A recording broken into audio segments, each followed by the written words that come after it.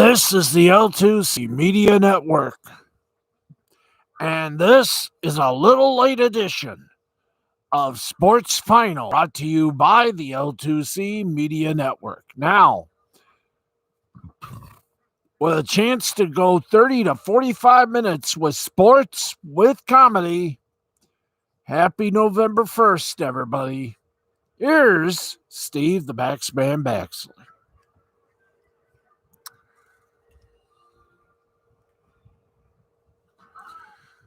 Good evening.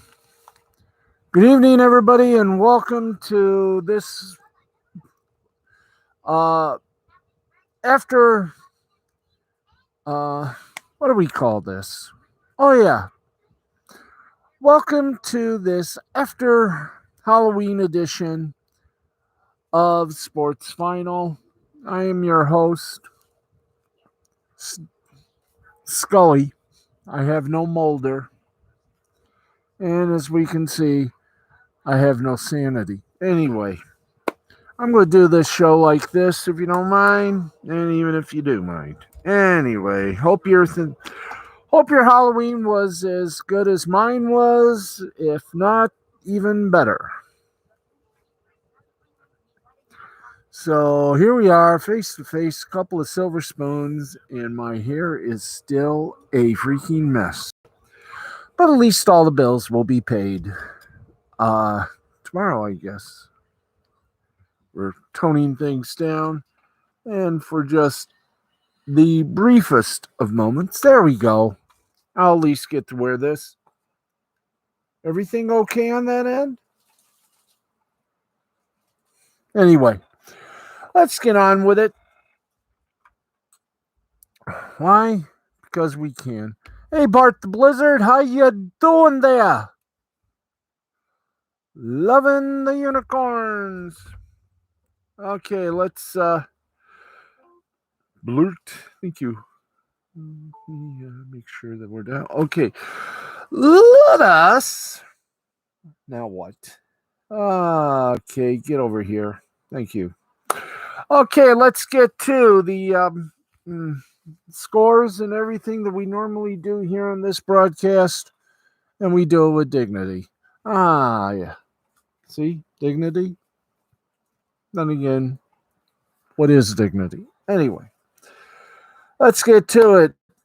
And all of our scores, by the way, are presented to you by the fun folk over at Caesar Sportsbook. Remember, we are all Caesars. And final scores. Carolina Panthers beat the Atlanta Falcons 19-3. Sam Darnold for the Panthers. Hubbard, 24 rushing attempts for 82 yards and a touchdown. And Moore, 4 receptions for 59 yards. Ooh. And for the Falcons, Ryan, 146 yards and a touchdown. Davis, 9 rushing attempts, 44 yards. And Sharp, 8 receptions, 58 yards. New York Jets defeated the Cincinnati Bengals by 3, 34-31. Burrow had another sterling performance, 259 yards and 3 touchdowns. Mixon, 14 rushing attempts for 23. Is that 23 yards? I wish I had my, there they are. Thank you. So I don't make an error. Mixon, 14 attempts for 33 yards and a touchdown. Higgins, 4 receptions, not to 7 yards. Oh, was he good or was he good? He was good. You got to admit, he was good. For the Jets, White with 405 yards and 3 touchdowns. Carter, 15 rushing attempts for 77 yards and a touchdown, as well as 9 receptions for 95 yards. Let's keep going. Rams beat the Texans 38-22, and if I were the Detroit Lions, I would listen very carefully because this one does concern you, because if it weren't for you, Matthew Stafford wouldn't have the career he's having right now, as a matter of fact. Matthew Stafford passed for 305 yards and 3 touchdowns. Henderson, 14 rushing attempts, 90 yards and a touchdown. Cup, 7 receptions, 115 yards, and a touchdown. For the Texans, Bills, 310 yards, 2 TDs. Burkhead, 4 rushing attempts, 21 yards, 1 touchdown. Cook, 6 receptions, 83 yards, and a touchdown. Bills over the Dolphins, 26-11.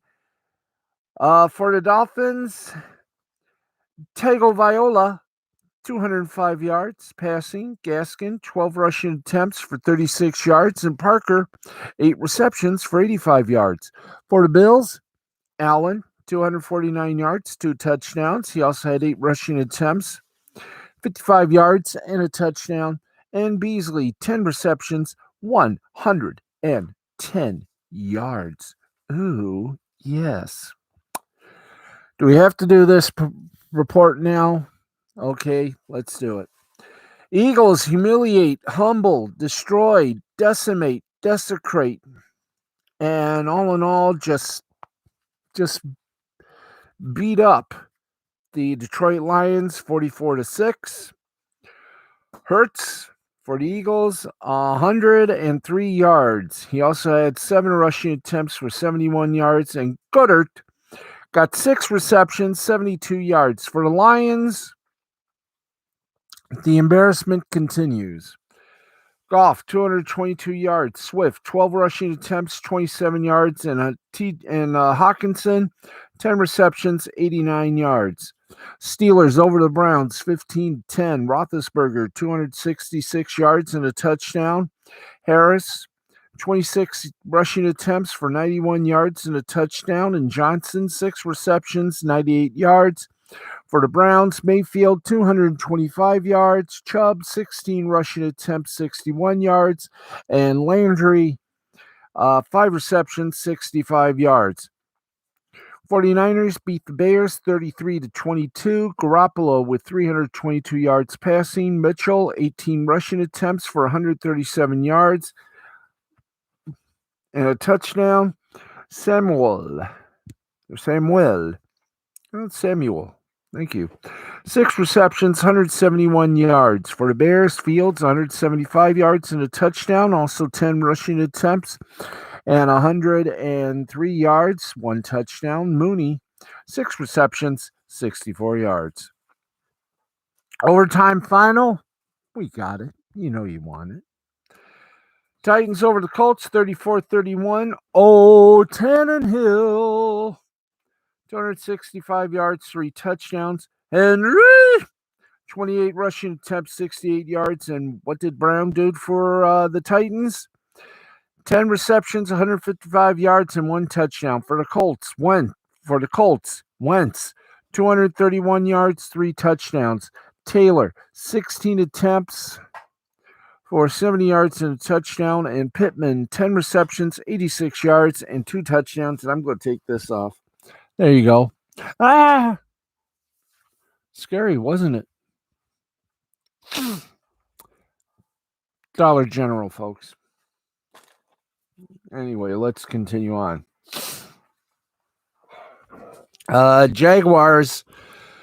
Oh, boy. Don't tell me it's going to be a battle between the Jaguars and the Lions for the first round draft pick in the next year's NFL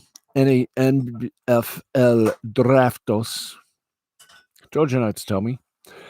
Seahawks beat the Jaguars 31-7. Lawrence for the Jaguars, 238 yards and a touchdown. Hyde, 9 rushing attempts for 32 yards. And Arnold, 8 receptions, 68 yards. For the Seahawks, Smith, 195 yards, 2 touchdowns. Collins, 10 rushing attempts for 44 yards. And Lockett rocked it, 12 receptions, 142 yards. Patriots over the Chargers, 27-24. Jones for the Patriots passed for 218 yards. Harris, 23 rushing attempts for 80 yards and a touchdown. Aguilar, 3 receptions for 60 yards. For the Chargers, Herbert, 223 yards, 2 touchdowns. Jackson, 3 attempts at 79 yards. And Allen, 6 receptions, 77 yards, and a touchdown. Boy, the Saints, the Buccaneers cannot get a break from the Saints. They lost to them last year. No, they didn't. Buccaneers beat the Saints last year. This was revenge. Saints beat the Buccaneers 36-27. Tom Brady for the Bucs passed for 375 yards, 4 touchdowns. Bernard had 2 rushing attempts for 30 yards, and Godwin, 8 receptions, 140 yards, and 1 touchdown. For the Saints, Simon got 159 yards and a touchdown. Kamara was in action, 19 attempts, 61 yards, and 1 touchdown. And White, 1 reception, 38 yards. Broncos defeated the Washington fill in the blanks by a score of 17-10. Heineke for Washington, 270 yards, 1 touchdown. Patterson, 11 rushing attempts for 46 yards. McKissick, 8 receptions, 83 yards. For the Broncos, Bridgewater, 213 yards and a touchdown. Gordon, 10 rushing attempts for 47 yards and a TD. And Patrick, 3 receptions, 64 yards. Cowboys over the Vikings, 20-16. Rush, 325 yards and 2 touchdowns for the boys. Elliott, 16 rushing attempts for 50 yards. And Cooper, 8 receptions, 122 yards, and 1 TD. For the Vikings, Kirk Cousins, 184 yards and a touchdown. Cook, 118 rushing attempts for 78 yards. And Thielen, 6 receptions, 78 yards, and a touchdown. And, of course, Thursday night, Packers over the Cards. Rodgers, by the way, the score, Packers, Cardinals, 24-21. Packers, 184 yards from Aaron Rodgers and 2 touchdowns. Dillon, 16 rushing attempts for 78 yards. And Jones, 7 receptions, 51 yards. For the Cardinals, Murray, 274 yards. Edmonds, 7 rushing attempts, 30 yards, and a touchdown. And Hopkins, 2 receptions for 66 yards. Hey, Dandelion, you look good tonight on Honstar's channel. Glad to see you. Glad to see everybody. It's nice of you to pop in, drop a line. Because of you, we are doing hockey next. Thank you, my mother. Thank you. Anyway, let's get to NHL scores, and then the rest of the hockey scores will follow. Very short night in the National Hockey League, thanks to the World Series. Let's give you the scores, and let's do it with a smile. Hi, how are you? Okay, Hurricanes over the Coyotes 2-1. Kings over the Sabres 3-2. Ducks over the Canadiens 4-2. In a shootout, Blue Jackets beat the Devils 3-1. Now, you think that's over for hockey? No, it is not over, n'est-ce pas? Nope, because we have a couple of minor leagues to attend to, and they are, of course, the AHL, the American Hockey League. They had some action. At least we hope they had some action tonight. Or we're tap dancing with this to the next few moments. Anywho's, hi there. All right. A few games took place. We have one postponement, though. San Jose Barracuda and the Stockton Heat postponed. The Charlotte Checkers lost to the Springfield Thunderbirds 5-3. Hartford Wolfpack over the Bridgeport Islanders 5-1. Iowa Wild over the Manitoba Moose 4-1. Chicago Wolves over the Grand Rapids Griffins. Ooh, that was nice. 6-3. Hershey Bears over the Cleveland Monsters and overtime 4-3. And that was your look at the American Hockey League. Hey, how about the Ontario Hockey League? Did they have much fun tonight? Oh, what fun. Oh, what fun. Yes, it is. A sleighing song tonight. Oh, yeah. Let's do that. Okay, we have one game.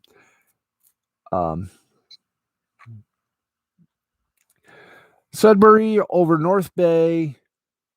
The final score was 3-1.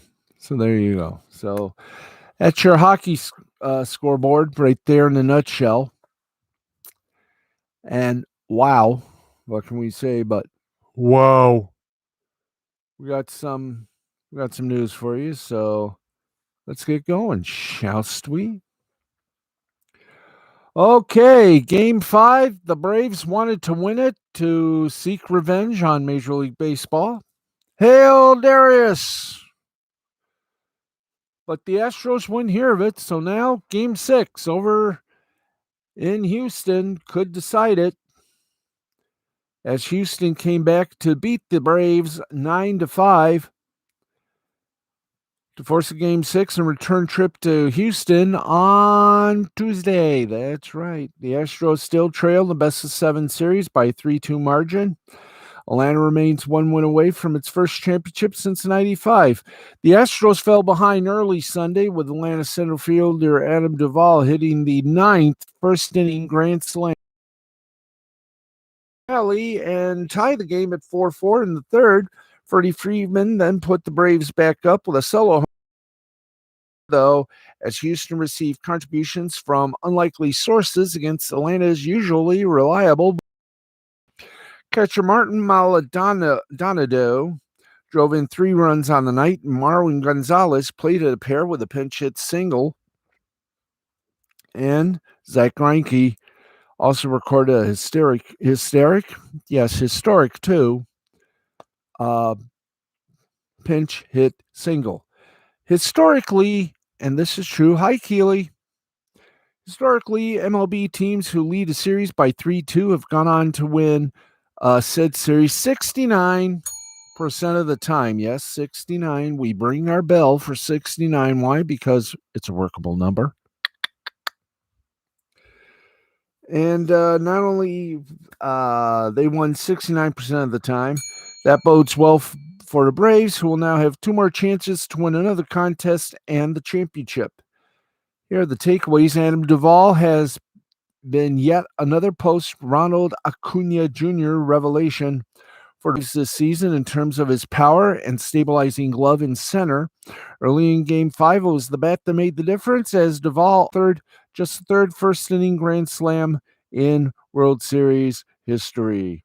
Now, that's not the only elevating power against one of the most extreme ground ballers in the game.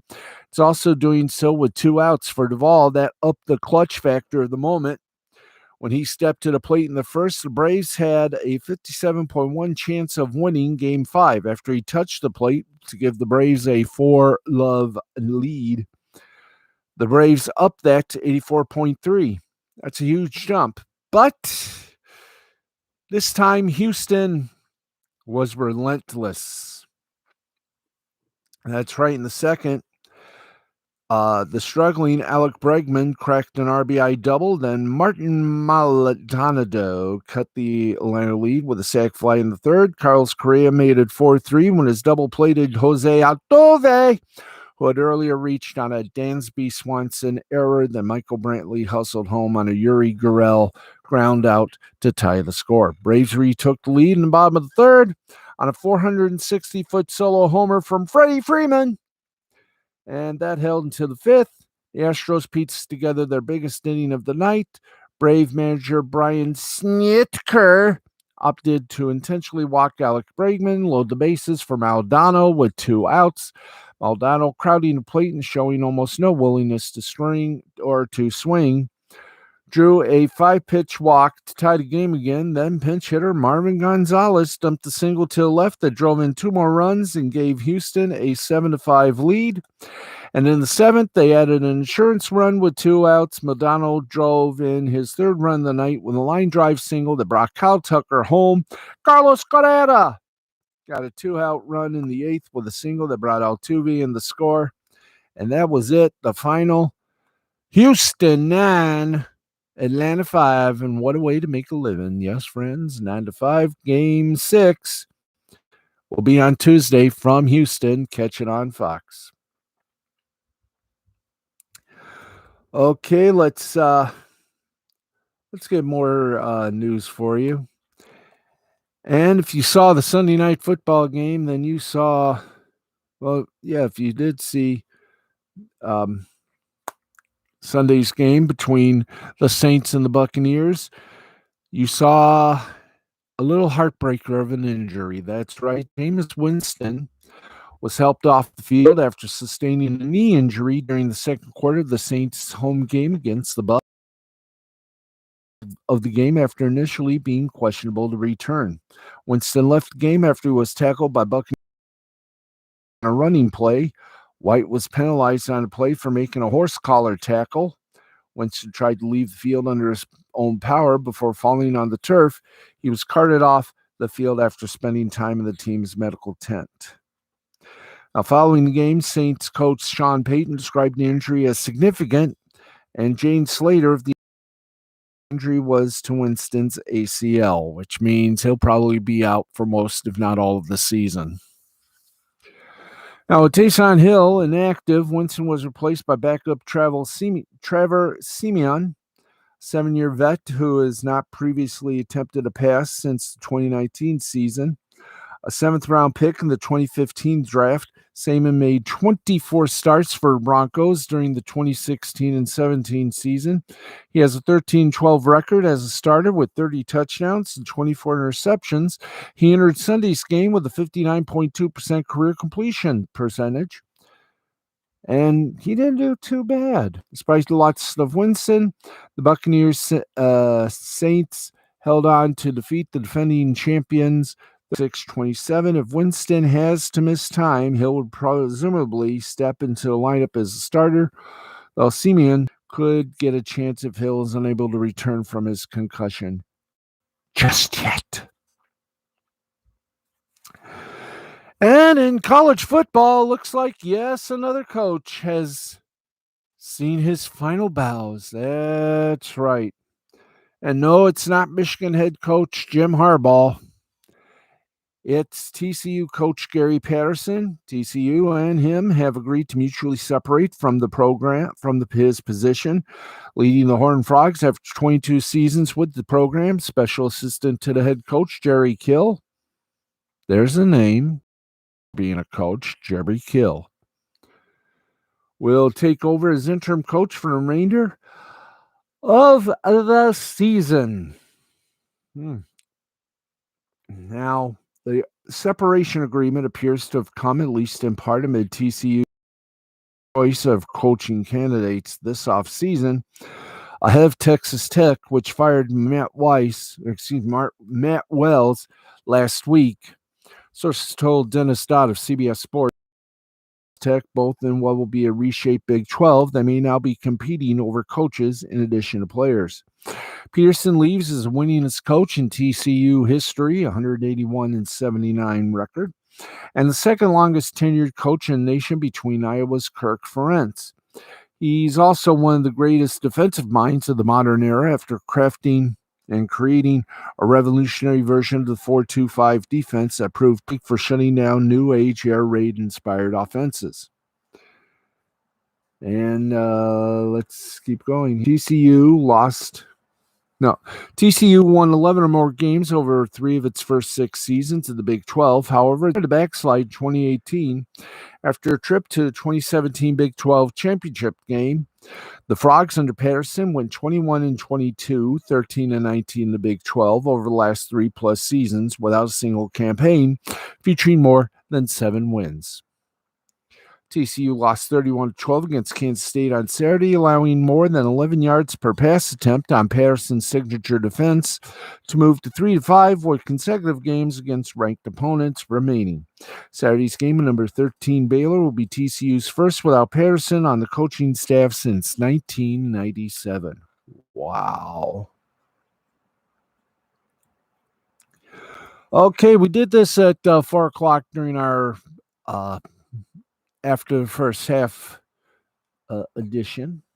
So here we go, and this is getting good. Let's take to the top 25 poll if you missed out earlier today. Here we go. Fresno State at 25, Louisiana at 24, SMU at 23, Penn State Houston, 19 Iowa, 18 Kentucky, 17 BYU, 16th is the University of Texas San Antonio, 15th Ole Miss, 14th Baylor, 13th Texas A&M. You got Auburn in the 12th spot, Oklahoma State in 11th. Wake Forest is in 10th. And those Wolverines from Michigan are in number 9. Number 9. Number 9. Number 9. 8 is great, even with Notre Dame. Oregon got number 7. That's the same. Ohio State got your number 6. Boom, boom. At number 5 are the Spartans of Michigan State.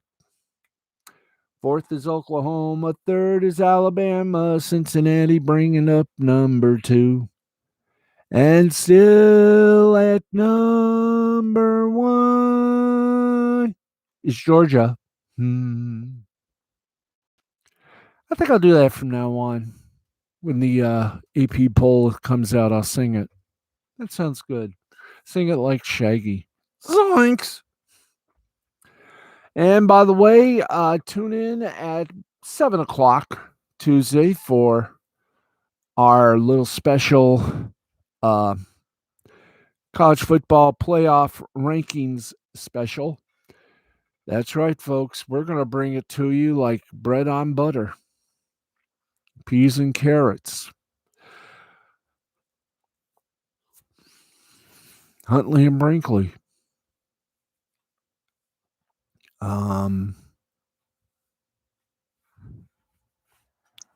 Tubb, Abbott, and Costello. Okay, are we about Benito, Fanuto, Falato, Faluto, Falumi-doo-me-doo-me-doo-me-doo. Okay. Let's see here. Oh, boy. That's a lot. In your NFL news, well, we all thought it would be over, but it's not with John Gruden and the Raiders. Former Raider head coach John Gruden continues to mull his legal options, with several lawyers advising those close to him that they would be willing to take on a lawsuit against Commissioner Roger Goodell and the NFL over the handling of emails that resulted in Gruden's resignation a few weeks ago. Raiders owner Mark Davis revealed to the media at last week's owners meeting that he had, quote, reached a settlement with Gruden. Sources say that the former Super Bowl winning coach is out roughly $50 million in future salary.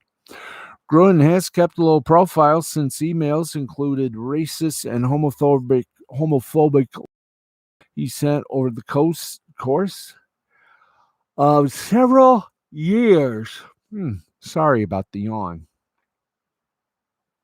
While an ESPN employee came to light as part of the NFL's inquiry into the toxic work climate at the Washington football team.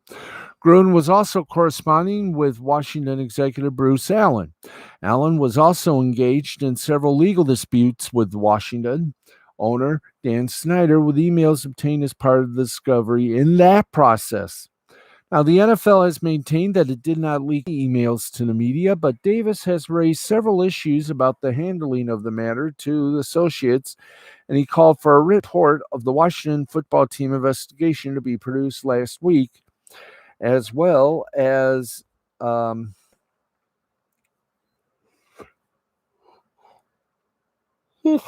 excuse them.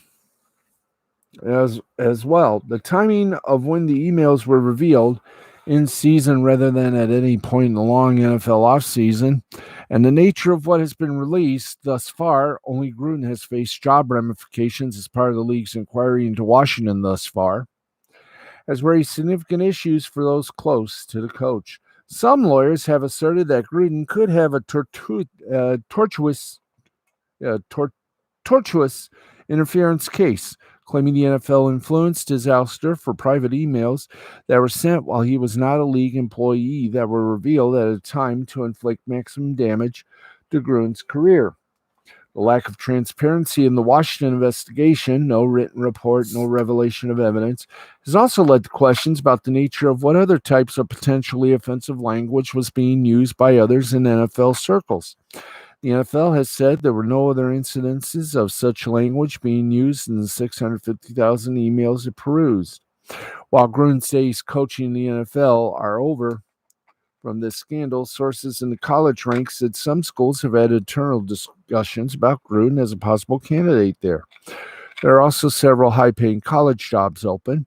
Some close to Gruden do not believe he would consider any college openings, but it wouldn't be shocking if overtures were made. Wow.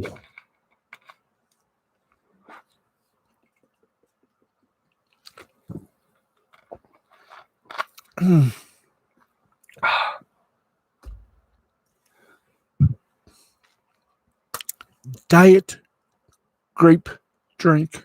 Beautiful. Okay.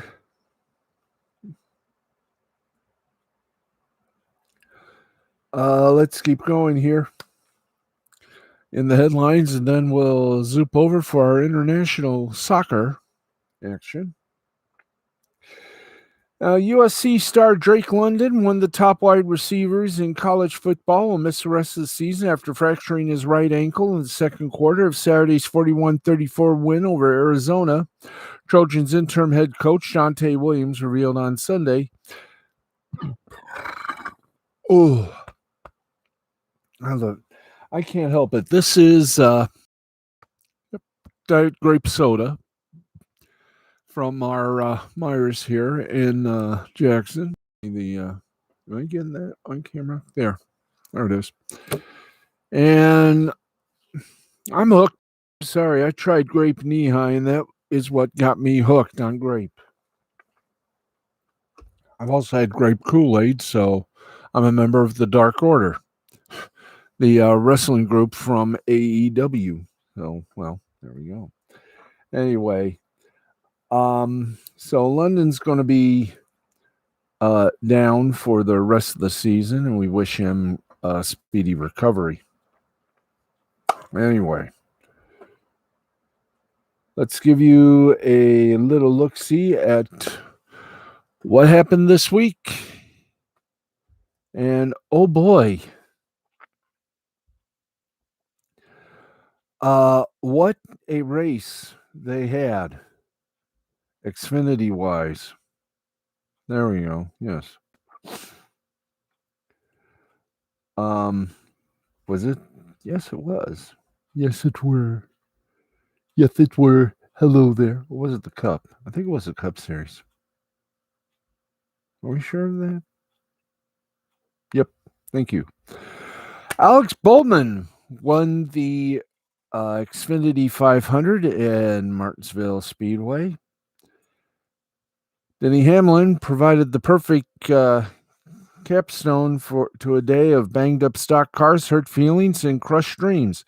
Alec Bowman took checkered flag in Sunday's Xfinity 500 at Martinsville Speedway after sliding up into Hamlin's race-leading Toyota on lap 494 of 501 and knocking Hamlin's car up the track and into the outside wall.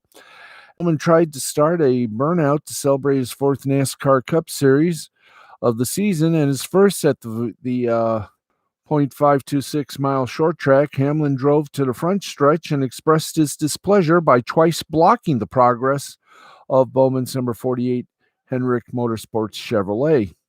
Bowman said of the accident that gave him the lead, "I just got loose in.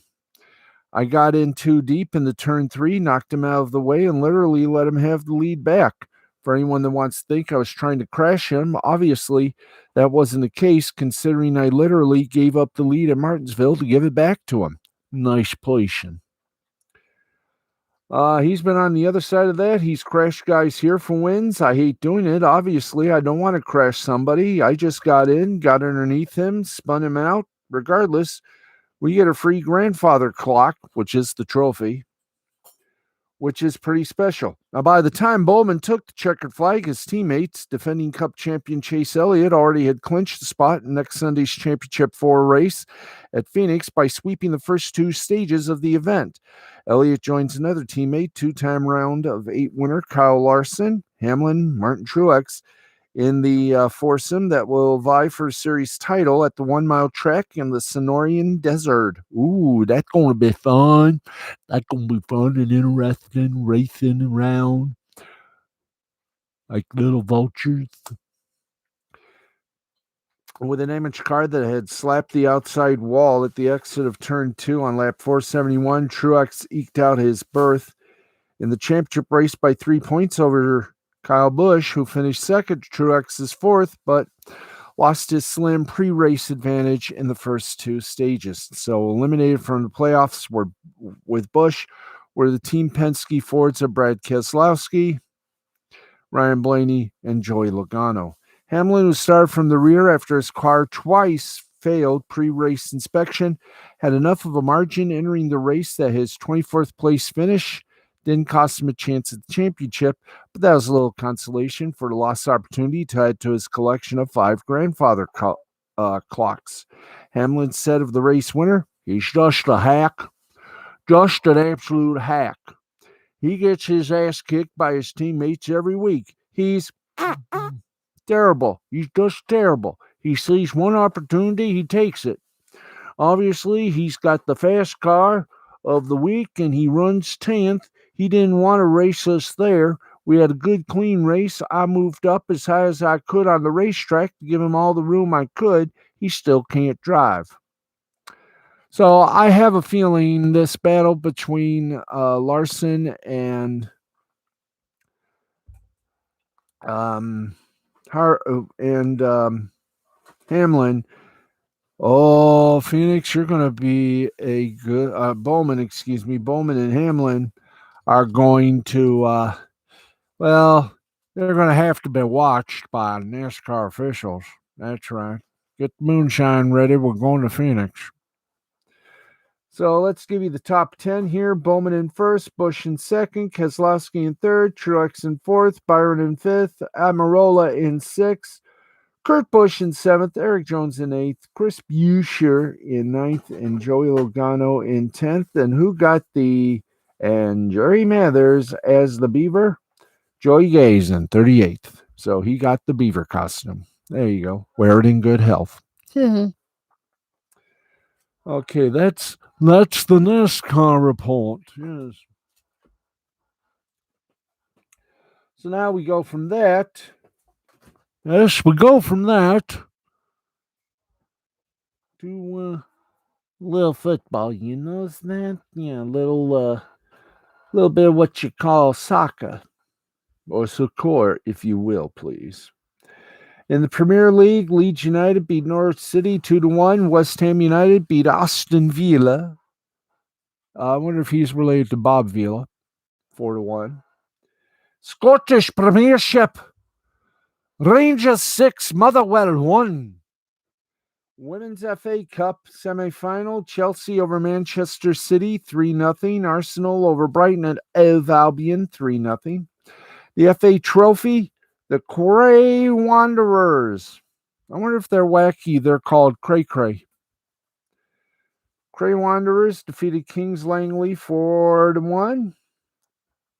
In the FA Women's Championship, Durham defeated London City 1-0. Liverpool over Leeds 2-0. Blackburn Ladies singing in the night over Coventry United 3-2. Watford and Crystal Palace tied at 2. Sunderland over Charlton Athletic 1-0. Bristol City over Sheffield United 5-1. 5-1. 5-1. In the Spanish La Liga, Cadiz and Mallorca, they tied at 1. Atletico Madrid 3, Real Betis none. Getafe 2, Espanyol 1. Real Sociedad and Athletic Bilbao tied at 1. In Das Bundesliga, Augsburg over Stuttgart 4-1. for the one. Borussia Mönchengladbach beat Bochum 2-1. In Italia, Series A, Inter Milan over Udinese 2-0. Fiorentina 3, Spezia none. Genoa and Venezia tied at 2-0. Empoli over Sassuolo 2-1. Napoli beats Salernitana 1-0. And Milan over Roma got the blessed 2-1. Oh yeah. Shostakovich. Yes, indeed. Ole. Now, in Major League Soccer action. Dallas 2, Austin 1. Minnesota over Kansas City 2-1. Colorado over Houston 1-0. Colorado over the Dynamo. You have Orlando City and Nashville tied at 1.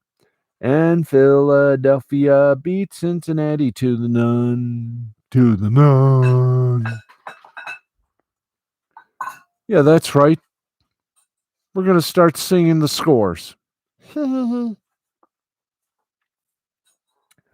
Okay, we got anything in the one little media bite, and it's sort of a sad night in baseball. Jerry Remy, former Boston Red Sox player and broadcaster, passed away. Do we have the thinker boys? Always press the button. Passed away at the age of 68. Yes, 68. Of cancer, lung cancer. And he did not lose his. It continues in a higher plane, as it were. So they have it on that side.